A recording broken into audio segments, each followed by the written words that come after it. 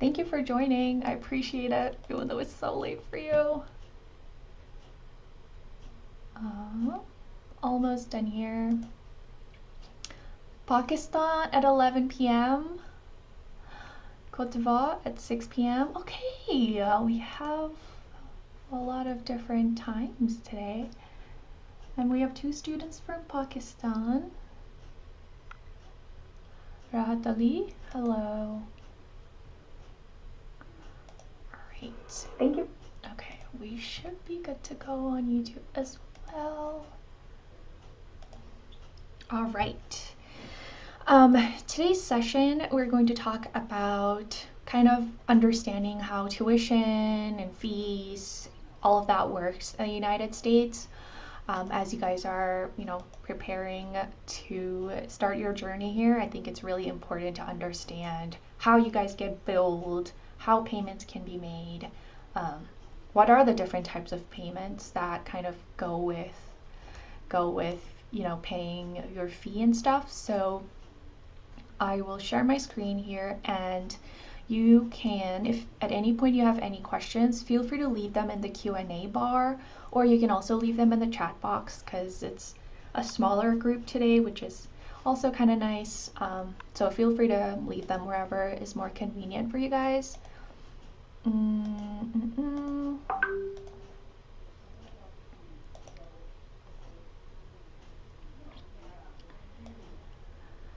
It is currently 1 p.m. In Minnesota. The weather is really nice. It was really windy yesterday, but it's really nice today. So I'm really excited that it's getting warmer here. When you guys come here in August, it's going to be fall, so it's going to be really beautiful. The leaves are going to be changing colors. Yeah, it's going to be a good time in August as well, and I'm hoping that it doesn't get cold too fast for the winter time, because I'm sure, as you guys know, we're in Minnesota, it does snow in the winter time. So if you're someone that has never seen snow or lived around where it snows, it might be a bit of a surprise, but you kind of do get used to it eventually. But for those that have never attended any of these sessions before, my name is PJ Gurung. I am the Assistant Director for Strategic Communications and Recruitment at the KIC. So I do a lot of our student-facing communications, pre-arrival webinars, social media, website updates, things of that nature. And if you guys ever had any questions about acceptance letters and things like that, that would also come through to me. I will be seeing you guys all in August during orientation week as well, so you guys will be able to actually finally meet face to face, which is probably one of my favorite parts about orientation, is really getting to welcome you guys. So with that out of the way, I'm still waiting for my coffee to kick in today, even though it's already 1. And yeah, at any point, if you guys have any questions, please ask me. And then I'm gonna do a portion of my screen. All right, perfect. For those that weren't at my old session, I was recently telling students that the building that you see in this photo is our Centennial Student Union, or it's also called CSU. Most people just call it CSU. This is our student hub, so this is where you would go to pay your tuition in person if you wanted to go. This is also where we have a lot of our food courts. This is where a lot of our students have lunch, hang out with their friends. There's also a fireplace downstairs in the basement, which is really nice in the winters. But you will be in this building a lot. All right, the agenda for today, we are talking about your budget, how to plan for your budget, how to make payments, health insurance, scholarships and assistantships, working on campus and employment. The working on campus and employment piece I'm going to touch on very briefly, but I am again more than happy to answer additional questions if you guys have clarifying questions at all. All right.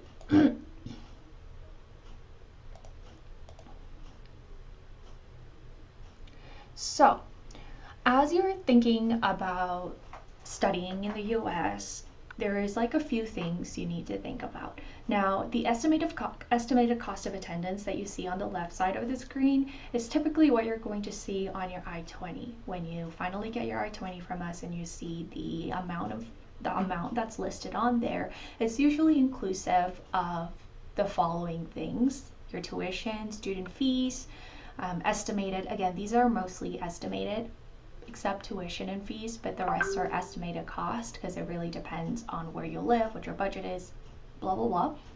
But this is typically what you're going to see on your I-20. So that's your tuition, living expenses, health insurance, books and supplies, and personal expenses. The things that are not going to be included in this is your SEVIS I-901 fee, which if you have already received your I-20, you know you've already made this payment, which is $350 one time. This is valid for 1 year. So if you weren't able to get your visa for this fall, I'm going to cross my fingers that doesn't happen. But if it were to happen, you would still have, another year to reschedule another visa appointment, maybe for the spring, and you'd still be able to use that same SEVIS payment that you made as long as it's within that 1 year time frame. The visa fee is typically $185 per interview. That also you'll have to account for as you're planning your visa interview and things like that. Best case scenario, all of you guys get your visa appointment the first time and you just have to make that $185 payment. But if you were to get denied and you're going the second time, that's an additional cost that's an additional amount that you have to pay for, again, to schedule another visa appointment. And other miscellaneous travel expenses that come with getting to a campus, your airfare, shuttle from the airport to Mankato, where we are based, hotels, and any other like meals and expenses that come throughout that travel time. So there's definitely that amount that you see on your I-20, but obviously there's these additional costs that you also need to be aware of. Now, the undergraduate tuition, if we have graduate students here, I will go onto our graduate screen in just a moment. But for undergraduate students, this is your typical estimated cost of attendance. Again, please note that I'm saying and using the word estimated. Your fall semester tuition payment is going to be $6,392, as you can see on the screen here, and there's the second semester. You get billed per semester, so you're not paying that $12,000 right off the bat. You're paying for each semester, and I'll kind of talk about what that timeline looks like as well, but just keep that in mind, that you're not making that $12,000 payment right away when you arrive. The living expenses that you see on the screen, the $13,376, is food, and so living on campus and getting a meal plan. If you're living on campus, or if you're planning to live on campus, you will be required to make purchase a meal plan. So the cost that you see on there is for that, living on campus with a meal plan. We don't require students to live on campus their first year at MSU. However, we do encourage students to live on campus for at least a year.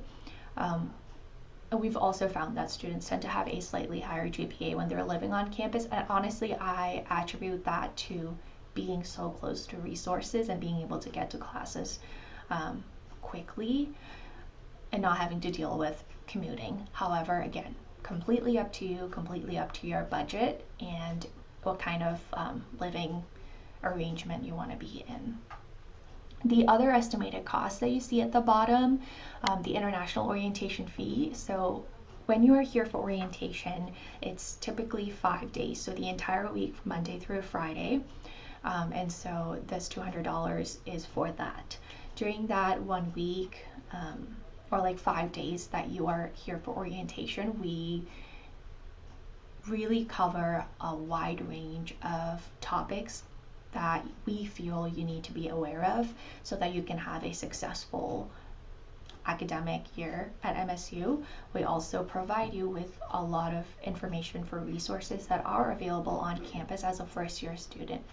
And I always tell students that orientation is the perfect time to make friends, because you're meeting other people that are starting off on the same journey as you are. So coming here with an open mind is going to be very important. So start thinking about that. I know it's like sometimes it's really scary to like kind of step out of your comfort zone, but orientation is the time for it. So definitely think about that. But then yeah, there's that $200 fee. Books and supplies, again, it kind of depends on what classes you're in, what your professors require. Health insurance, we don't have the final price for health insurance yet. The one that you see on the screen is for last year, but once that's announced, we will have that listed on here as well. And personal expenses is $2,600, but again, depends on how much money you spend, what you want to spend it on, completely up to you. All right, graduate students, if any of you are watching, this is a typical graduate student rate. However, what I do want graduate students to also know is that the tuition can be a little different depending on your program. So what you see on the screen right now might not be the exact amount for you. You can find the exact tuition amount on our website, program by program, which is what I recommend you do. But besides the tuition rate, everything else kind of stays the same. So how now I've kind of talked about like all of these like amounts, right? Like yada yada yada. How these get reflected on your account. Again, you are billed per semester, so when you guys come here in August, you'll just be paying for fall, and then spring, so on and so forth. Students are billed per semester. You must make health insurance payments before you're allowed to register for classes. So you will make this payment during orientation week in August.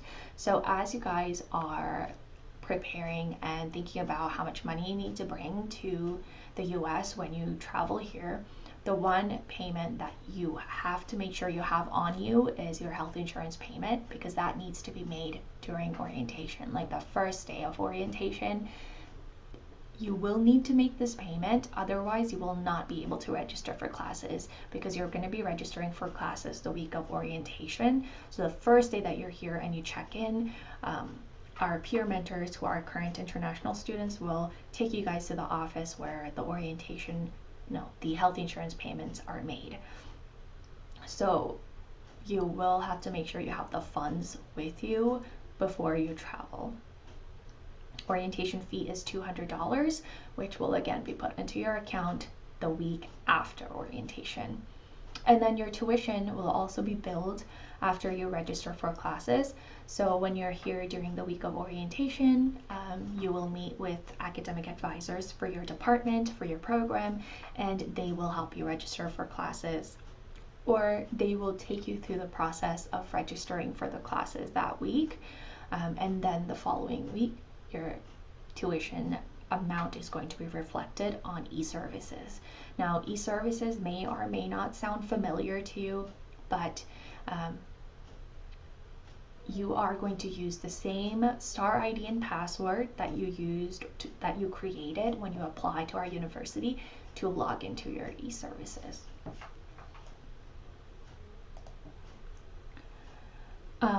There are a few options on how you might make these payments. You can use Flywire, and I'll talk a little bit about Flywire in the next slide. You can also make the payment online, again on e-services with a credit card, debit card.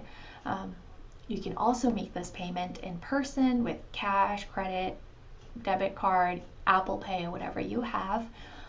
Or there's also Again, this is a question that I get from some students about whether we have a monthly payment plan. Instead, there is something available which is called the automatic monthly payment plan, Nelnet. But there is a very there's a process to enroll in this, and you may not be able to register for it right now. And also, I would wait until you have your visa and you have everything to go before you obviously look into it. However, with Nelnet, there's typically a deadline to sign up for the payment plan as well. So you can't come here and then in November say, actually, I can't make this payment. I'm gonna get on a monthly plan, because by that point, there's likely not going to be an option to do so. So with this, you're gonna have to be really careful and look at the deadlines and dates as to when it closes as well. Now, Flywire is one of the options that I mentioned earlier. This is a direct bank transfer, and it includes the best exchange rates that you could use. You can pay from any country and any bank, usually in your home currency.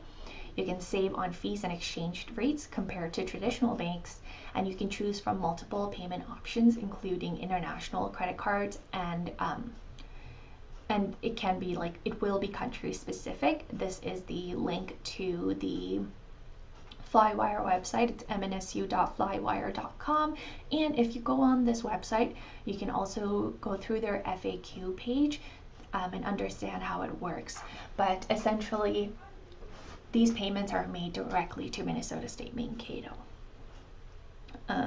So definitely look into it. If your sponsor is asking questions about this, this might be a good option to explore with them. Sorry guys, I'm gonna lower my table. All right.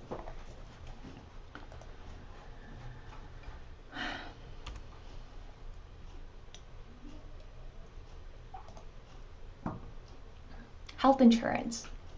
Now, purchasing student health insurance is mandatory in the state of Minnesota. So you must have the funds, like I said before, to pay for your student health insurance during orientation. Otherwise, you will not be able to register for classes. Insurance amount for the next year will be released soon, and this amount is subject to change. Final price will be confirmed as soon as possible, at least by early July.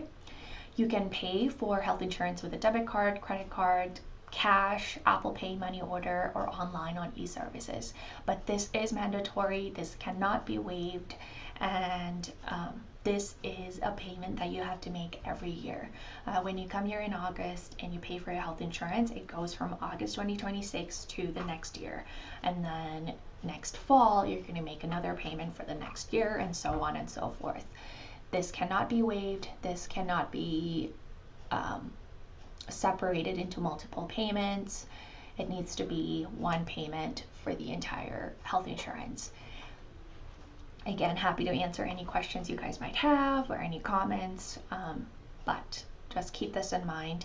Once the final price is released, I will communicate that with you guys so you guys are aware of the amount and that you can then communicate with your sponsor. Scholarships. Everyone that's watching this should, if you're an undergraduate student, you're most likely going to be aware of this already, but all of our new graduate students, but all of our new undergraduate international students automatically receive the International Maverick Scholarship. The amount is actually higher than what's on this slide. It looks like I must have forgotten to update it, but it's valued at $7,678. If you've already accessed your acceptance letter, which I hope is all of you guys here, this is also listed on there, and you can read about it, or you can also go on our website and read more. And you can continue to have the International Maverick Scholarship as long as you continue to maintain your F1 status and a minimum GPA. Once you are enrolled on campus, you will have opportunities where you can apply for additional scholarships. At MSU, every February of every year is scholarship month. So that's where hundreds of scholarships open up, and you have the ability to apply to as many as you want, as long as you qualify for it, right? But that is where a lot of our enrolled students are able to apply for additional scholarships to add on top of the International Maverick Scholarship. Now,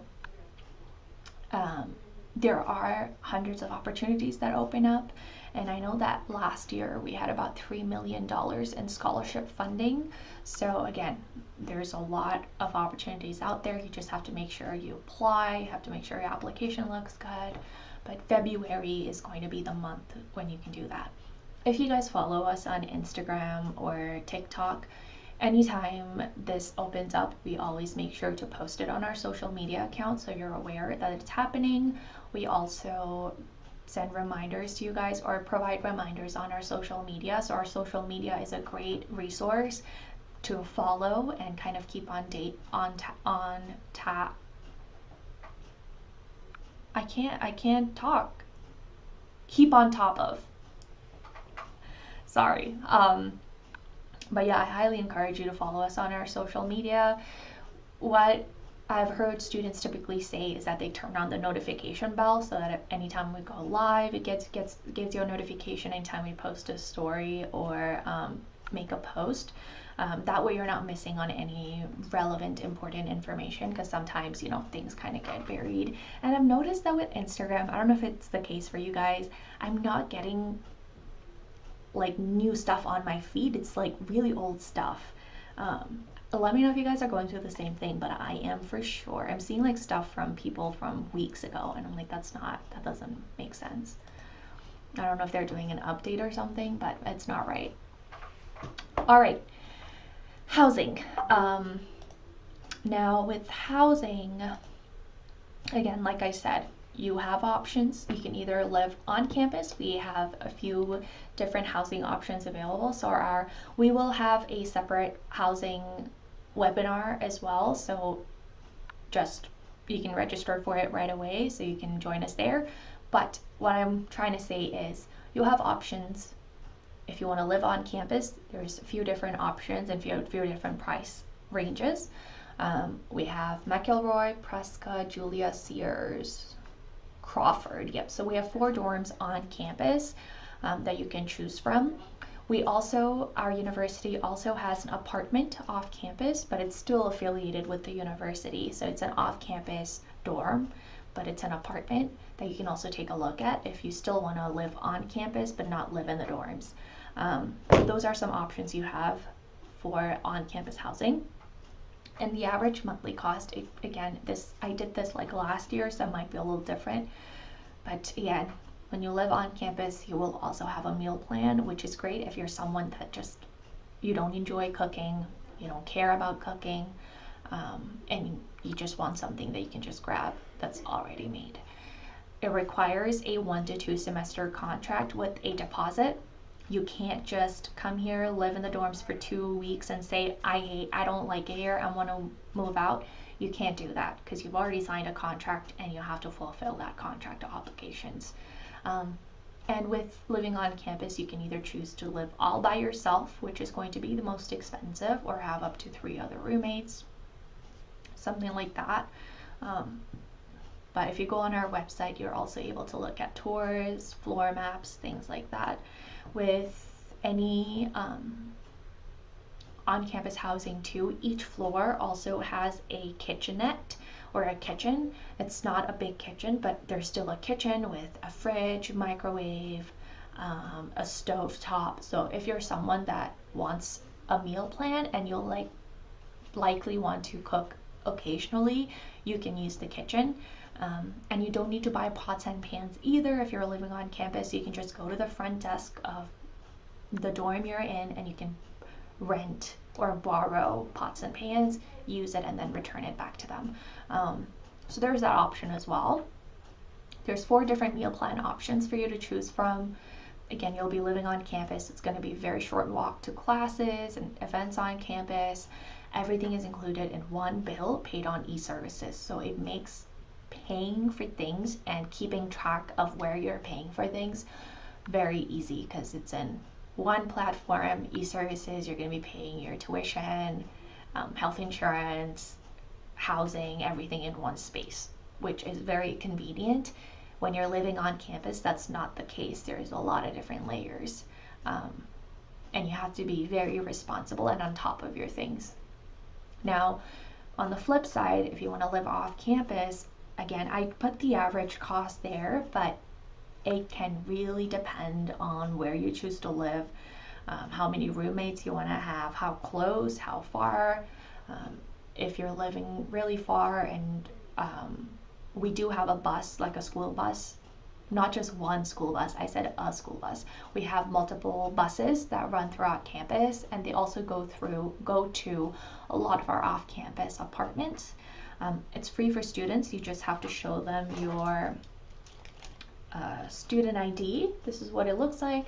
Actually, you guys' is gonna look a little different. Mine's still the old stuff. I like the new one a lot. I still need to update mine, but we did do I'm going into a tangent, but we recently had a brand refresh, so our logo is a little different along with our color. But all of that to say, you will be showing this to the driver when you get on the bus, and that's it. You don't have to pay for using the bus. It's very convenient. What I love about it as well is you can track the bus online, which I think is such a cool feature. We didn't have that when I was still a student here. Let me show you guys. I still use the bus a lot of days because I don't want to drive to campus all the time. So I'm going to share my screen. I want to show this to you guys because I think it's so cool, and I'm always constantly telling people like, hey, like this is cool stuff. Oh my gosh, there's like 21 of you guys in here. I started with 9. Hello everyone. Sorry, it kind of surprised me because I know there were 9 of us in here. All right. Anyway, I'm going to show you guys the live tracking for the bus because it's so cool. Right now we don't have that many buses because again it's summer break, like I said in the WhatsApp groups for our graduate and undergraduate students. So there's not as many buses, but there's still buses running, which I think is really great. All right, so when you're here on campus during orientation, we'll also like tell you guys what all of this is. You'll have access to it, but I just did MNSU bus tracker. And then there's an app as well that you can download. It's called MavLife. You can do it once you guys get here, but this is what the bus tracker looks like. It's really nice because obviously you have your route schedule, so depending on where you live, it will tell you exactly what time the bus stops there, and then what time it gets to campus. So MSU Student Union, if you guys remember that very first picture of our presentation, or the presentation when I started, that's where the bus stops typically. There's some other stops on campus as well, but that's like our main stop. But this is like kind of like a example schedule. Let's look at another one. This one goes to the mall. Aldi, do you guys know what Aldi is? If you don't, it's okay. It's like a grocery store, but this bus, again, as you can see, goes to Aldi, Walmart, which is another grocery store, I'm sure you guys know. East Ridge Clinic, that's the hospital. Hy-Vee is another grocery store. River Hills Mall is our Mankato Mall. So we have like, I was gonna say we had Ulta there, but I think they moved out elsewhere. But the River Hills Mall is where, you'd go for shopping and stuff like that. There's Target there as well. But this, again, bus, as you can see, takes you to a lot of different places. So you guys will get used to using the bus schedule once you do it a few times. But that is not what I was gonna do. All right, but anyway, all of that to say, I get distracted very easily, obviously, you guys. What I do love about this also is that, let's say if I am someone that only takes 10A, I can take a look at Yep, so I can take a look at exactly where it is. So when I was a student, what I would usually do is if I, let's say for example, this is not where I live, but let's say I live around Mankato East, I can see where the bus is, and once I can see that the bus is going to turn around the corner, that's when I would put my shoes on and then go to the bus stop because I know it's coming. But it's just really nice to be able to track it. All right, tangent over.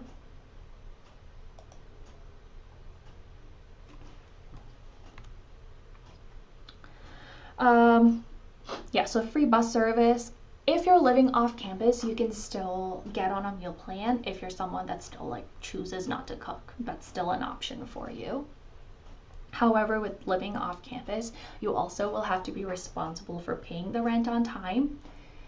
I'll go through some definitions. If you're someone that has never had to think about a lease or utilities, because when I first came here as a student in the past, I also didn't know what any of this was and I had to learn all of it myself. You'll have to be really responsible about things. So renting terms 101. I'm going to go through it really quickly because again, like I said before, we will have a housing session another time. But once you find an apartment you like and you reach out to them and they say, yes, that unit is available, do you want to sign a lease? And you say yes, and they send you the lease electronically to sign, that when you sign it and you send back, now there's a contract that has been established. So a contract is where the landlord of the unit or the apartment that you're interested in allows you to use their property for a specific period of time in exchange for a monthly payment. Typically, it's a 1-year lease. It's generally 12 months. I haven't heard of many that do like 6 months or anything, so it's typically 12 months long. And leases, whenever you sign them, do not always include utilities. Now, what are utilities? Those are going to be basic services like water, sewer, electricity, gas, trash, recycling, etc. If you sign a lease with, let's say you are living all by yourself in this example, and you sign a lease, and in the lease it says that the rent amount that you're paying every month will include water, trash, and recycling. Water, sewer, trash, and recycling, let's say. Now you still have that electric and gas that's not included. So then you will have to sign up for those services separately. They'll tell you which company, but you'll have to sign up for it and then you'll have to pay that bill separately each month. Most apartments will not include all utilities, unfortunately. I think there are very few that actually have everything included, which is also really nice because you're just paying one amount every month, but typically that's not the case. So personally, in my case, I pay for gas, electricity, and Wi-Fi. Water, trash, recycling, sewer is included with my lease, my monthly rent. So as you're looking at your lease, and when you get the lease, it's going to be very long and it's kind of intimidating initially, but you need to make sure that you're reading everything carefully. No matter what you sign, always know exactly what you're signing for. So when you do get that lease, it will be a little overwhelming. So if you have like your sponsor or your parent, if they can look over it with you before you sign it, it's always a good idea. Lease, again, like I said earlier, is a legally binding contract, and you cannot just leave the apartment midway through the lease. You can't just say, I don't like it here, I'm going, bye. Can't do that. You'll have to, if you are choosing to leave, you have to find someone else to take over your lease. So it's a whole other thing. It's a whole other territory that we don't have to get into today. Make sure you read the lease carefully and completely before signing anything. The lease will include other relevant information, such as, can you own pets if you're living in that unit? If you're someone that wants to potentially adopt a dog or a cat, you need to make sure your apartment allows you to have pets.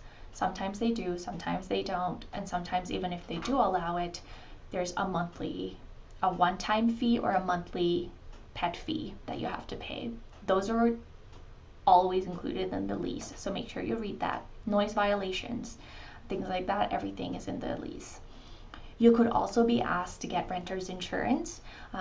In my case, I guess it didn't say here, but I do also have to get renter's insurance, and personally in my case I like to get renter's insurance for the whole year at once so that I'm not making monthly payments, but it really depends on you.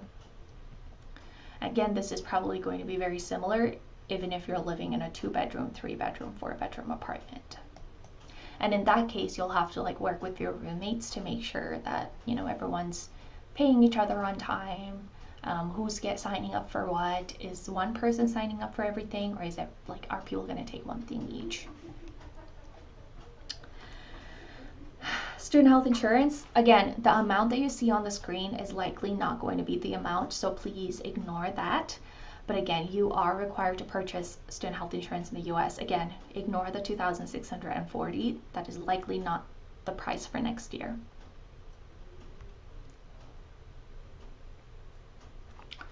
Graduate students, like I said earlier, unfortunately, again, the International Merit Scholarship doesn't apply to you guys. So typically, I always tell students or graduate students that are admitted already to look at any of our openings for graduate and teaching assistantships.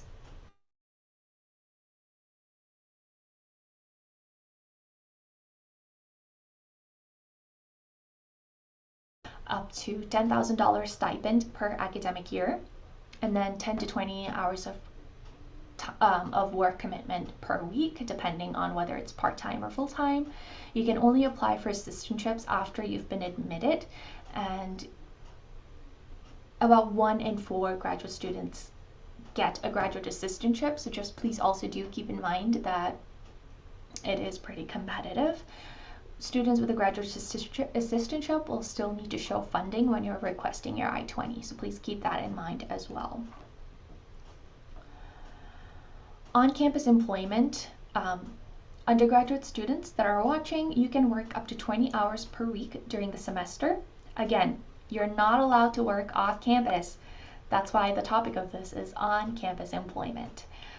You can work up to 20 hours per week during the semester, and during spring break, winter break, summer break, you can work up to 40 hours, so full-time. So right now, because it's summer, a lot of our students, if their employers have hours to give, they typically work anywhere from 20 to 40 hours per week. Graduate students, on the other hand, you can only work up to 14 hours per week all year round, unless obviously you're working as a graduate assistant or teaching assistant. When you guys are here during orientation, we will also have sessions on how to find jobs on campus, what tools to use, what resources are here to help you get a job on campus. The one resource that I will mention really quickly is the Career Development Center. You guys will likely use that service a lot, and you guys will also hear me and my colleagues talk about that as well, that resource as well, a lot. Immunizations. Now, if you have received any of these vaccinations, so Tdap, so tetanus, diphtheria, MMR, which is measles, mumps, and rubella, please bring those records of immunizations with you. You can talk to your doctor and get those records and bring them with you. Or if you already have those records, you can email them to healthservices@mnsu.edu with your full name and STAR ID. If you have these, please bring them with you to orientation or get those records sent over. If you do not have these immunization records and you've never taken these vaccinations, that's completely fine. You will be asked to take the vaccinations after orientation week. You'll be working with our physicians on campus on that, our clinic on that. So if you have these records, please start gathering them, have them with you. If you don't have it, it's fine. It's not the end of the world. But just know that we'll likely have you schedule some time or an appointment with our clinic on campus. With that, our fall orientation is mandatory. It will happen from Monday, August 17th through Friday, August 21st. You must arrive on or before August 16th, and the first day to enter the US is July 17th, 2026. You will see our peer mentors, as you can see on the screen, in yellow shirts or purple shirts, ready to help you. These are going to be our current international students, and our staff members will also have a purple shirt on. And they're going to be here to guide you throughout orientation. Definitely take the time to ask any questions with them, network, get to know them. Follow us on social media to stay updated. You can see what our current students are up to, their involvements, fun videos, behind the scenes, weekly event updates. We go live on Instagram as well.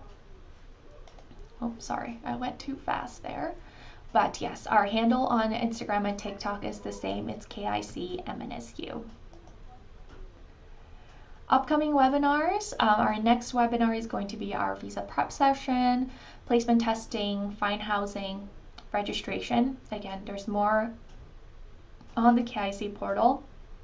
However, again, you were emailed this calendar, so you need to make sure that you're checking your email every day, because we do send a lot of very important information to your emails, so you need to make sure you're not missing on anything. But you'll have that calendar as well to reference the entire pre-arrival webinar sessions. We're also going to be going live on Instagram on these dates and these specific times. Instagram is a lot more informal. We like to call it our Coffee with the KIC series. It's very informal, unlike our webinars where it's very specific topics. Lives, Instagram lives, we typically just ask you guys to bring any questions. We have a conversation. Sometimes I take you guys around campus and give you guys a little sneak peek of my favorite spots on campus. Sometimes we have student workers with me. So we'll see how the next few go, but I'm hoping that maybe I could have at least one student there on our next live on May 21st, so you guys can get to know some students as well. And actually, I have a poll for you guys. All right. Feel free to answer this. I am very curious what your answers are. Take your time with it, and then I will also leave some time for Q&A at the end.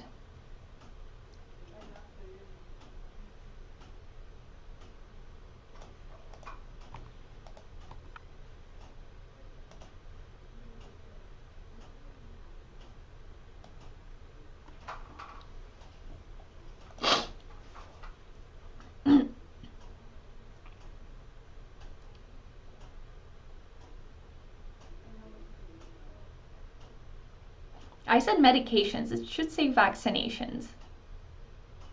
My bad, you guys. It's supposed to say vaccinations. This is why you need to proofread your things, you know? Alright, while you guys are doing that,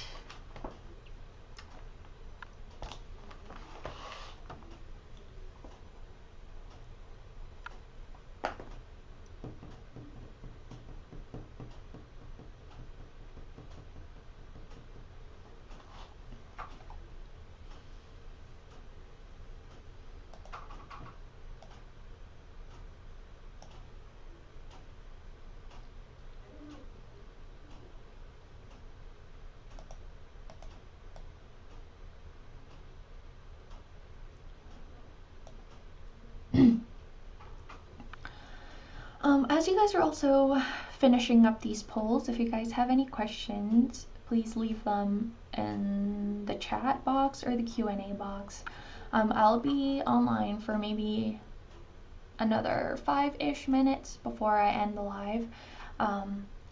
But if anything comes up off the top of your head, now's a good time to ask those questions.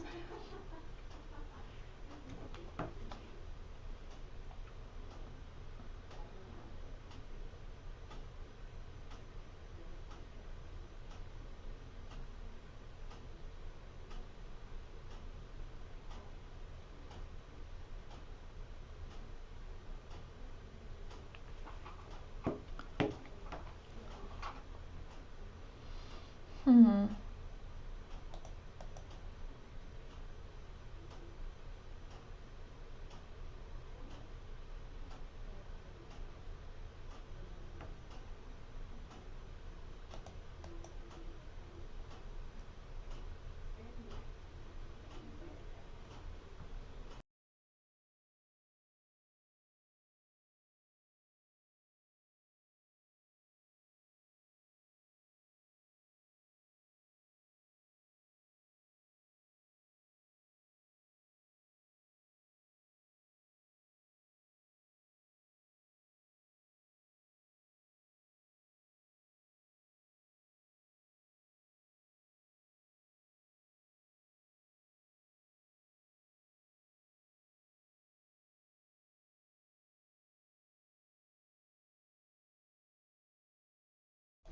I'm muted. Duh. That happens at least once every live.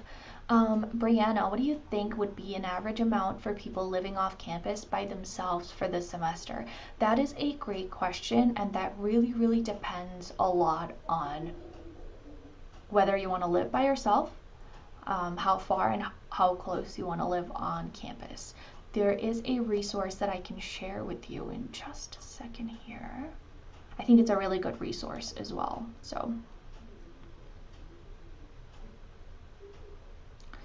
So I do have another question, which is the housing comparison that you just showed applicable to both undergrad and grad students? Yes, it's the same rate whether you're an undergrad or graduate student.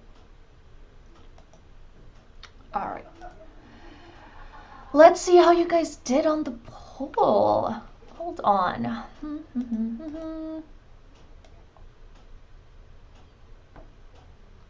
Only 55% of you guys have participated in this, but I'm gonna leave it open for another 20 seconds and I'm gonna close it and we're gonna discuss these answers.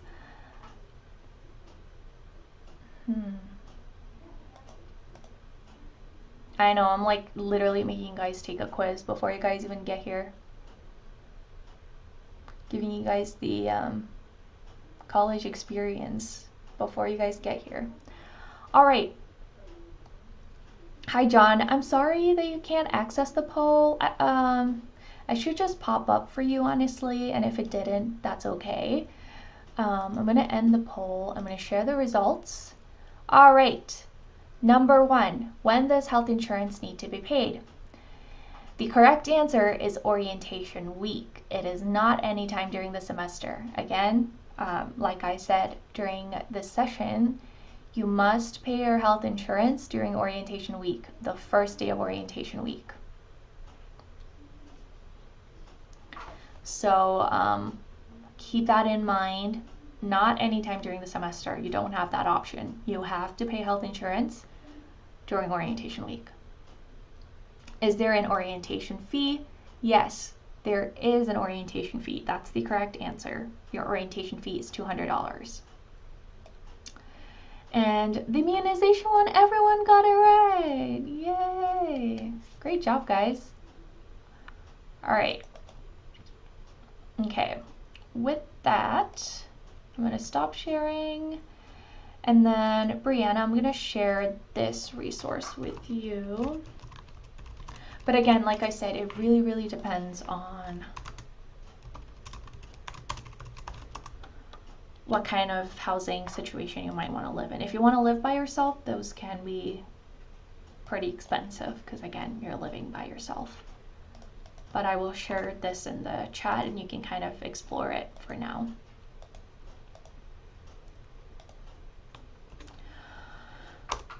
All right, I am going to end the live here in just a moment, but I will see you guys at the visa prep session. If any of you guys are interested, remember that you do have to register for the session before, so that you get reminders leading up to the webinar. And then after, I think, the visa prep session, we have the housing session as well. But feel free to register for whichever ones you're interested in. And as always, you guys have my WhatsApp. I do also send updates on WhatsApp. If you guys do message me on WhatsApp, please note that sometimes it can take me a little bit of time to get back to you in between my other work. but I do always try and get back as soon as I can. Anyway, have a great night. I hope you guys have a great rest of your night, evening, day, wherever you guys are. Thanks, Tracy. Thank you for joining, and I will see you